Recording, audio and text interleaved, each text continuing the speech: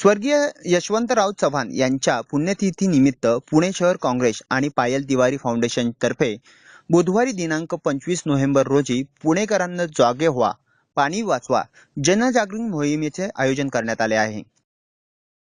यंदाच्या वर्षी पाऊस कमी पडल्याने राज्यात दुष्काळाचे सावट आहे। त्यामुळे पाण्याचा प्रश्न उद्भवला असल्याने आणि धरणामध्ये सुद्धा 14 टीएमसी इतकाच पाणी साठा उरल्याने पाणी जपून वापरायची गरज भासल्याचे सांगण्यात येते। बरेचसे नागरिक पाणी शिळे आहे म्हणून फेकून देतात। हॉटेलमध्ये गेल्यावर एक ग्लास पाणी न पिता एक घोट पाणी पितात आणि बाकीचे उष्टे झाले म्हणून फेकून देतात। अशा प्रकारे पाण्याचा गैरवापर होत असल्यामुळे नागरिकांनी पाण्याचे महत्त्व सांगण्यासाठी पुणे शहर काँग्रेस आणि पायल तिवारी फाउंडेशनच्या वतीने पाणी वाचवा पुणे वाचवा जनजागृती मोहिमेचे आयोजन करण्यात आले आहे। पुणे शहर काँग्रेस आणि पायल तिवारी फाउंडेशन यांच्या अंतर्गत एक जनजागरण मोहीम चालू करतोय। पाणी वाचवा पुणे वाचवा।